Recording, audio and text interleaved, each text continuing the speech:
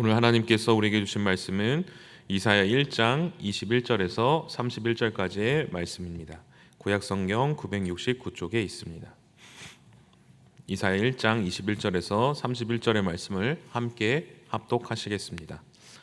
신실하던 성읍이 어찌하여 창기가 되었는고, 정의가 거기에 충만하였고 공의가 그 가운데 거하였더니 이제는 살인자들 뿐이로다. 내 은은 찌꺼기가 되었고 내 포도주에는 물이 섞였도다. 내 고관들은 패역하여 도둑과 짝하며 다 뇌물을 사랑하며 예물을 구하며 고아를 위하여 신원하지 아니하며 과부의 송사를 수리하지 아니하는도다. 그러므로 주 만군의 여호와 이스라엘의 전능자가 말씀하시되 슬프다. 내가 장차 내 대적에게 보응하여 내 마음을 편하게 하겠고 내 원수에게 보복하리라. 내가 또 내 손을 내게 돌려 내 찌꺼기를 잿물로 씻듯이 녹여 청결하게 하며 내 혼잣물을 다 제하여 버리고 내 처음과 같이 내 모사들을 본래 같이 회복할 것이라.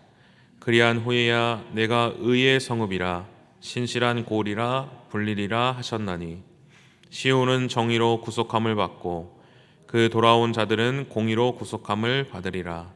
그러나 패역한 자와 죄인은 함께 패망하고 여호와를 버린 자도 멸망할 것이라. 너희가 기뻐하던 상수리 나무로 말미암아 너희가 부끄러움을 당할 것이요 너희가 택한 동산으로 말미암아 수치를 당할 것이며 잎사귀 마른 상수리 나무 같을 것이요 물 없는 동산 같으리니 강한 자는 사모라기 같고 그의 행위는 불티 같아서 함께 탈 것이나 끌 사람이 없으리라. 아멘. 산불이나 이 대형 참사, 아주 큰 이제 사고가 이제 벌어지기 전에 반드시 경미한 그에 준하는 좀 작은 사고가 29번 반드시 벌어진다고 합니다.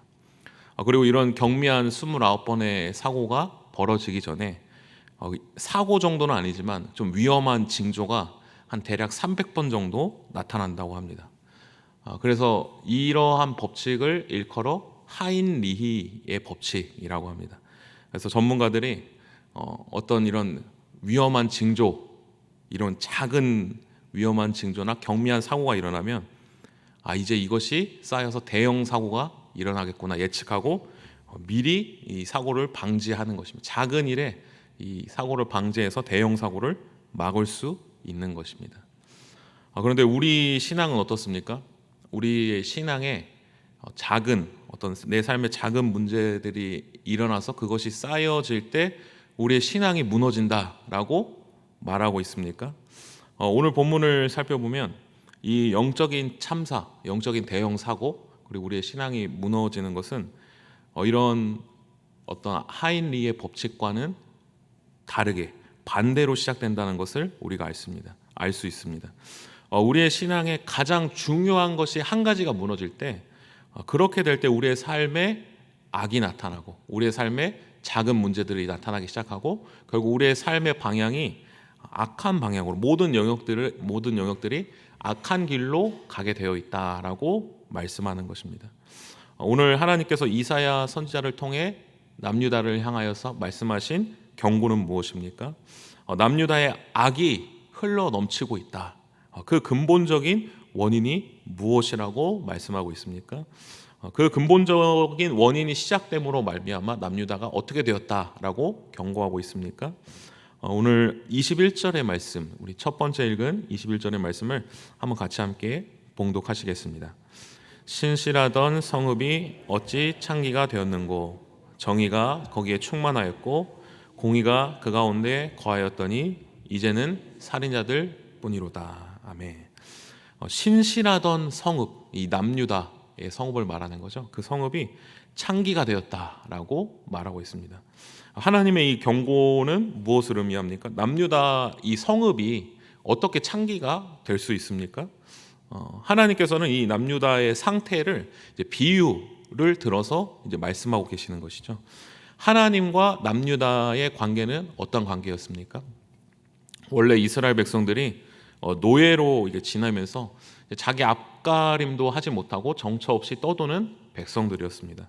그런데 하나님께서 이 이스라엘 백성들이 뭔가 뛰어남이 없고 대단함이 없고 모든 민족 중에 가장 약한 민족이었지만 그 이스라엘 백성들을 사랑해 주시고 불쌍히 여겨 주셔서 하나님의 백성을 삼아 주시고 약속하신 것입니다. 언약하신 것입니다. 그래서 내가 너와 영원히 함께 하겠다. 내가 너를 사랑한다. 나와 함께 하자. 이스라엘 백성들을 하나님의 아내 삼아 주신 것이죠. 그래서 부부 관계가 어떻습니까? 남편은 아내를 사랑하고 아내는 남편을 사랑해야 하는 것입니다. 그런데 오늘 이사야의 말씀에 신실하던 하나님만을 사랑하였던 그 성읍이 어떻게 변질되었다라고 말하는 것입니까? 하나님이 아내 삼았던 이스라엘 백성들이 창기와 같이 변했다라고 말씀하는 것입니다. 남편을 두고 다른 남자를 사랑한 것입니다. 다른 더 많은 것들을 사랑하기 시작한 것입니다. 남유다가 다른 것들을 사랑하게 되기 때문에 다른 것들을 사랑한 순간부터 무슨 일이 벌어졌다고 합니까? 원래 하나님을 사랑했던 그 성읍에 무엇이 충만하였습니까? 정의가 충만하였고 공의가 충만하였습니다. 그런데 창기와 같이 하나님이 아닌 다른 것을 사랑한 순간부터 변하기 시작한 것입니다. 에덴 동산이 처음 이제 창조되고 하나님께서 아담과 하와를 이제 창조하셨습니다. 그런데 그 하나님이 창조하신 그 에덴 동산에 혹시 짜증이 있었을까요? 네. 그리고 분노가 있었겠습니까? 증오가 있었겠습니까? 억울함과 불평이 있었을까요? 없었을 것입니다. 왜 그렇습니까? 하나님과 함께 거하며 평안과 하나님이 주신 기쁨, 희락, 또 하나님이 주신 감사, 즐거움, 하나님의 마음, 하나님의 성품이 가득했을 것입니다. 그런데 언제부터 이 하나님의 마음, 하나님이 주신 기쁨, 하나님의 성품, 이것이 언제부터 파괴되게 됩니까? 바로 하나님을 거절한 순간부터, 하나님만을 사랑한 것이 아니라 하나님이 아닌 하나님이 나에게 주신 다른 것들을 나의 주인으로 삼고 내가 나 자신을 주인으로 삼고 하나님을 거절하고 살아갈 때부터, 하나님이 아닌 다른 것들을 바라볼 때부터 하나님의 마음이 파괴되기 시작한 것입니다. 그래서 아담과 하와가 죄로 말미암아 어떤 일이 벌어집니까? 악이 등장하게 되는 것이죠. 아담과 하와 가운데 범죄가 등장하게 되는 것입니다. 그래서 형제가 형제를 죽이는 살인이 등장합니다. 가인이 분노하여 아벨을 죽이게 되는 것입니다. 오늘 말씀에도 남유다가 하나님의 구원을 받은 백성으로 하나님의 성품, 하나님이 주신 마음, 하나님의 사랑, 희락과 화평, 공의와 정의로 충만하였습니다. 그런 성읍이었습니다. 그런데 남유다 백성들이 하나님을 말고 하나님 말고 다른 것들을 사랑하기 시작할 때 그 신실한 성읍이 어떤 성읍이 되었다고 합니까? 살인이 넘치는 성읍이 되었다라고 말하는 것입니다. 이것을 하나님께서 22절에 무엇이라고 설명합니까? 내 은은 찌꺼기가 되었고 내 포도주에는 물이 섞였도다 라고 하나님이 남유다를 진단하는 것입니다. 은은 금 다음으로 귀한 기금속입니다. 그런데 그것이 찌꺼기가 되었다. 불순물이 되었다. 순도 99%의 은이 아니다. 포도주에 물을 탔다는 것도 존재 자체가 이미 그 의미를 상실했다는 것입니다. 겉은 은으로 보이지만, 겉은 포도주처럼 보이지만 그 실제로는 그 맛을 잃은 존재를 상실한 자가 되었다라는 것입니다. 남유다는 겉모습으로 보기에 하나님의 백성다운 모습이 있었고 또 예배를 드렸고 제사를 드렸습니다. 그런데 하나님이 아닌 다른 것을 사랑할 때 하나님의 백성다움을 잃어버리게 된 것입니다. 그리고 그 안에 악이 넘쳐나게 된 것입니다. 겉모습은 하나님의 백성처럼 보였지만 그리스도인이라고 하지만 그리스도인답지 않은 삶을 살아가게 되는 것이죠. 사랑하는 성도님들, 우리는 어떻습니까? 내 삶 가운데 하나님의 성품이 나타나고 있습니까? 하나님이 주시는 기쁨과 평안이, 감사가 내 마음 가운데, 또 내가 속한 공동체 가운데, 가정 가운데, 일터 가운데, 내가 만나는 관계 가운데 하나님이 주시는 기쁨과 평안이, 하나님이 주시는 공의와 정의가, 하나님이 주시는 약자를 향한 안타까운 긍휼의 마음이 내 마음 가운데 존재하고 있습니까? 아니면 이와 반대로 하나님의 성품과는 반대로 그리스도인의 모습과는 반대로 내 안에 불평과 짜증과 또 어려움과 분노의 모습이 나타나고 있습니까? 성경에서는 그 이유가 무엇이라고 말하고 있습니까? 내 안에 하나님이 아닌 다른 것들을 사랑할 때, 내 안에 나 자신을 사랑할 때, 내가 하나님만을 가장 사랑하지 않을 때, 그런 영적인 대참사가 일어날 때 우리는 하나님이 주시는 그 하나님의 성품대로 살아갈 능력을 잃게 된다라고 말씀하고 있는 것입니다.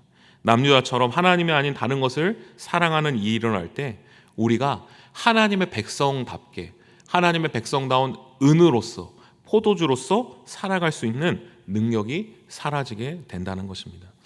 그런데 하나님께서는 이렇게 은으로서 하나님의 백성다운 포도주로서 살아가지 못하는 이스라엘 백성들에게 무엇이라고 말씀하고 있습니까? 24절의 말씀을 제가 읽겠습니다. 그러므로 주 만군의 여호와 이스라엘의 전능자가 말씀하시되 슬프다. 내가 장차 내 대적에게 보응하여 내 마음을 편하게 하겠고 내 원수에게 보복하리라. 이렇게 말씀하십니다. 남유다는 하나님이 대신 싸워주시는 백성이었습니다.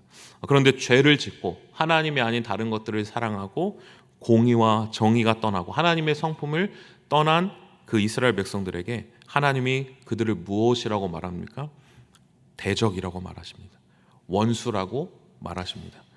내가 너희를 나의 대적 삼겠다. 내가 너에게 보복하겠다라고 말씀하시는 것입니다. 하나님이 우리의 대적이 되신다면, 하나님이 우리의 원수가 되신다면 누가 살아남을 수 있겠습니까?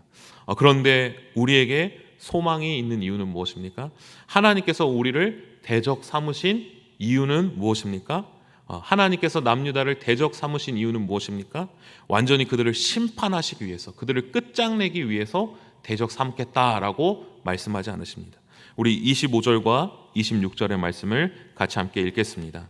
내가 또 내 손을 내게 돌려 내 찌꺼기를 잿물로 씻듯이 녹여 청결하게 하며 내 혼잣물을 다 제하여 버리고 내가 내 재판관들을 처음과 같이 내 모사들을 본래와 같이 회복할 것이라. 그리한 후에야 내가 의의 성읍이라 신실한 고을이라 불리리라 하셨나니. 아멘. 하나님께서는 하나님의 백성들, 하나님께서 약속하신 언약의 백성들을 포기하지 않으시고 회복시키신다는 것입니다. 대적으로 삼는 것은 멸망시키기에 손을 드시는 것이 아니라 정결하기 위해서, 우리 안에 하나님의 온전한 백성으로 만들어내시기 위해서 하나님께서 손을 드신다는 것입니다. 오늘 하나님께서 우리에게 착하게 살아라, 내 안에서 성품을, 옳은 성품을 가져라, 그렇게 말씀하지 않으십니다. 작은 사고를 예방하라, 이렇게 말씀하지 않으십니다. 먼저 나를 사랑해라. 하나님 아버지만을 사랑해라. 다른 우상을 내려놓고 다른 것들을 사랑했던 것들을 다 내려놓고 하나님만을 사랑하라. 온전한 하나님의 백성으로 거듭나라 라고 말씀하십니다. 남유다의 문제는 공의가 부족했던 것도 아닙니다.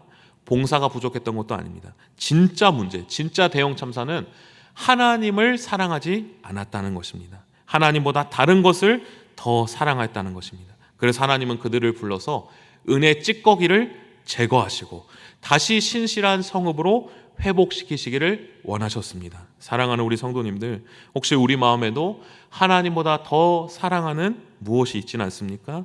그럴 때 우리의 마음에는 또 내가 속한 공동체에 하나님의 마음을 잃게 됩니다. 하나님의 성품을 점점 사라지게 됩니다. 우리가 하나님의 백성다운 모습이 사라지게 되는 것입니다. 그러나 하나님은 오늘도 우리를 버리지 않으십니다. 우리의 찌꺼기를 제거하시고 다시 하나님의 백성답게 살아갈 수 있는 능력을 우리에게 제공하십니다. 오늘도 그 우리를 위해 십자가에 못 박혀 죽으시고 다시 하나님께로 돌아갈 수 있는 권세와 힘과 능력을 주시는 예수 그리스도를 다시 한번 바라봄으로 말미암아 내가 거룩한 사람이 되려고 노력하기보다는 죄인된 모습으로 겸손하게 주님 앞에 엎드리고 하나님과의 관계를 회복하는 데 앞장서고 소망하며 그 주님만을 바라보며 하나님만을 더욱더 사랑하기 힘쓰는 오늘 우리 모든 성도님들 되시기를 간절히 소망합니다.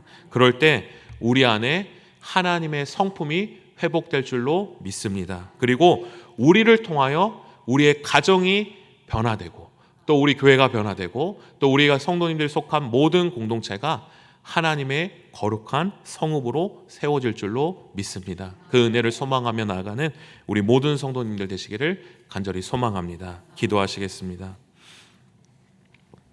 하나님 아버지, 우리는 하나님과의 관계가 무너질 때 우리의 삶에 죄악이 관영하게 됨을 확인합니다.